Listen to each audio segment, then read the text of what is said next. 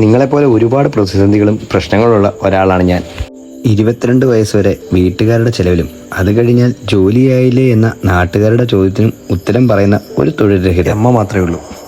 വിശപ്പ് സഹിക്കാൻ പഠിച്ച അന്ന് മുതൽ എല്ലാ ജോലിക്കും ഞാൻ പോയിട്ടുണ്ട്. നിലവിലിപ്പം ഞാൻ നേരിടുന്ന പ്രശ്നം എന്ന് വെച്ചാൽ ഇന്നെൻ്റെ ഇൻ്റർവ്യൂവിൻ്റെ അവസാന ദിവസമാണ്, അവസാന സെക്ഷൻ.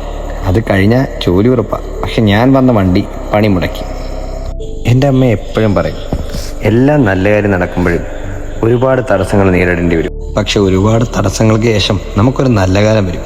പക്ഷെ നമ്മളതിനു വേണ്ടി കാത്തിരിക്കണം. എന്താടാ ചേട്ടാ, കുളത്തുപുഴയ്ക്കാണോ?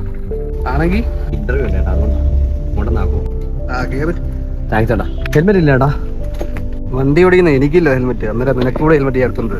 ചേട്ടാ മദ്യം വെച്ചിട്ടുണ്ടോ? നീ വരുന്നേ വാ, ഈ റൂട്ട് പിന്നെ ബസ് വരാൻ പോകുന്നു. എങ്ങനെങ്കിലും ഇന്റർവ്യൂവിന് എത്തണം. ജോലി കിട്ടിയിട്ട് ഒരുപാട് കാര്യങ്ങൾ ചെയ്യാനുണ്ടേ. പ്രതിസന്ധികളെല്ലാം കടന്ന് ഒരു നല്ല കാലം വരുമെന്ന് പറയുന്നത് ഒരു തെറ്റായ ചിന്തയാണ്. ഞാനൊന്ന് മാറ്റി ചിന്തിച്ചിരുന്നെങ്കിൽ ഇതല്ലായിരുന്നു നടക്കേണ്ടത്. വരുന്നേ വാ, ഈ റൂട്ട് പിന്നെ ബസ് വരാൻ പോകുന്നു. ഇല്ല ചേട്ടാ, ഞാൻ വരും ചേട്ടാ. ശരിയായിക്കോട്ടെ. നമ്മുടെ ജീവിതത്തിൽ പ്രശ്നങ്ങൾക്ക് ശേഷം സംഭവിക്കുന്നത് നല്ലത് തന്നെ ആകണമെന്നില്ല.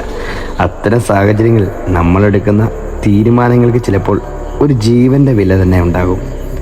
നല്ലത് നടക്കാൻ ചിലപ്പോൾ കുറച്ചുകൂടി കാത്തിരിക്കേണ്ടി വന്നേക്കാം. ജീവിതം ചിലപ്പോൾ അങ്ങനെയാകാം.